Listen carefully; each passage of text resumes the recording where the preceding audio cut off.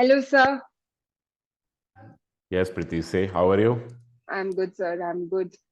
So, shall we discuss about Chalo. circles today? Yes. Why not? Say. Sir circles का weightage क्या रहेगा और text book resource books का क्या importance रहेगा? Circles का weightage already I told you कि weightage of this chapter is around 7 to 8 marks. Hmm but maximum जो वेटेज होगा वो होना चाहिए ट्रायंगल का वेटेज होना चाहिए। तो हम्म सर्कल का वेटेज ट्रायंगल से कम होगा।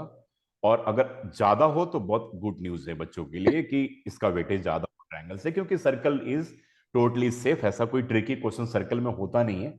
ठीक है, तो वेटेज ऑफ दिस मेरा मानना है कि 6 to 7 मार्क्स का वेटेज इस चैप्टर को हम मान करके चलते हैं। और जहां पर हमारे पास दो थ्योरम्स हैं, 10.1 एंड 10.2 एज पर एनसीईआरटी, और उस दोनों थ्योरम के अराउंड ये पूरा का पूरा चैप्टर घूमता रहता है। उससे बाहर का कोई कॉन्सेप्ट नहीं है। तो मैं मानता हूं कि 7 नंबर इस चैप्टर में लेकर आना बच्चों के लिए बहुत ही आसान है। ठीक है, बहुत सेफ है। Yes. Sir I have a question. मैं समझती हूँ अगर इसकी प्रॉपर्टीज बच्चे अच्छे से समझ ले सारी प्रॉपर्टीज, तो वो किसी भी रास्ते को निकाल कर they can reach the solution. Can you guide children here? Yes, you are correct. Basically class 10th में सर्कल की जो हम प्रॉपर्टी की बात करें ना, तो हमारे पास दो ही प्रॉपर्टी है।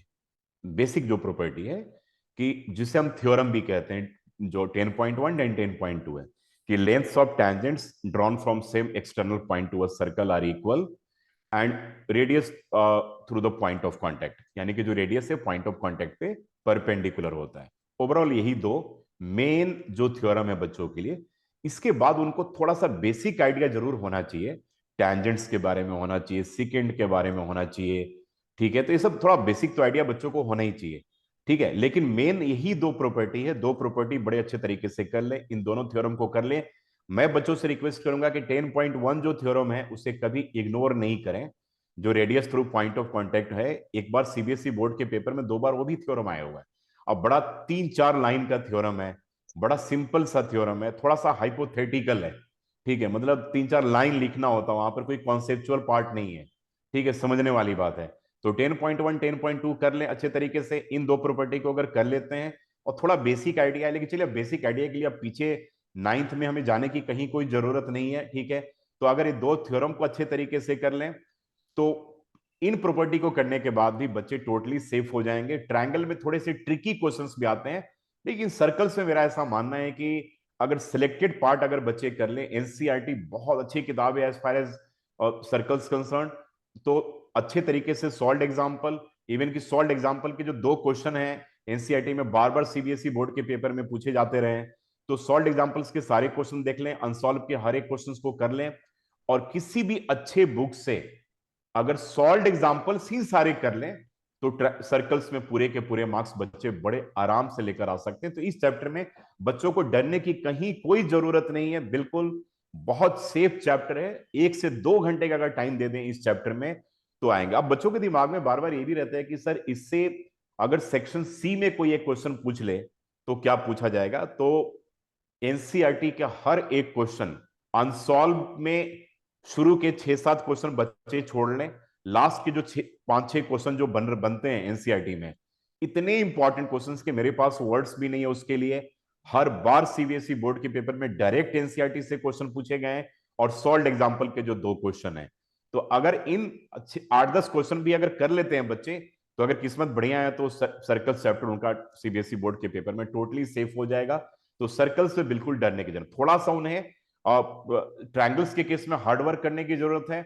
और इसमें तो मैं बच्चों को ये भी बोलूंगा कि यार तुम्हें एग्जाम्पलर भी करने की कहीं कोई जरूरत नहीं है। अगर तुम्हारे पास टाइम है तो एग्जाम्पलर के मल्टीपल चॉइस क्वेश्चंस को एक बार देख लो, बाकी एग्जाम्पलर के एक्सरसाइज अनसॉल्व वाले पार्ट को देखने की कहीं कोई जरूरत नहीं है। बस ये मेरा कंसर्न है। सब क्विकली इसके इम्पोर्टेंट कॉन्सेप्ट समझ लें। अगर इसमें इंपॉर्टेंट कॉन्सेप्ट की मैं बात करूं ना, तो मैं फिर से यही मेंशन करना चाहूंगा। पहले तो मैंने वेटेज के बारे में बता हाँ दिया, और देखो इसमें अब हमारा जो स्क्रीन कितना छोटा सा दिख रहा है इस चैप्टर के लिए, हाँ। क्योंकि हमारे पास कुछ खास है ही नहीं। इंपॉर्टेंट में इसमें कुछ नहीं ऐसा बता सकता। मैं तो यही कहूंगा कि एनसीईआरटी की सॉल्व एग्जाम्पल के जो दो क्वेश्चन है उसको अच्छे तरीके से कर ले। 3 सॉल्व है आई थिंक एनसीईआरटी में, तो लास्ट के जो 2 सॉल्व एग्जाम्पल के क्वेश्चन है उनको देख लें, और जो 10.1 10.2, मैं 10.2 के पहले वाले एक्सरसाइज की बात मैं कर रहा हूं, राइट। और उसके बाद 10.2 जो एक्सरसाइज है सर्कल्स का, ठीक है, तो उसमें शुरू के 5-6 क्वेश्चन छोड़ करके लास्ट के हर एक क्वेश्चन को अच्छे तरीके से प्रैक्टिस कर ले, तो सब मिलाकर के 8 से 10 क्वेश्चन मिले, 10.1 एंड 10 पॉइंट थ्योरम मिल गया। तो इतने से भी बच्चों का मतलब कि कल्याण तो हो सकता है पेपर में, मतलब कि खुश होकर के ही वो आएंगे।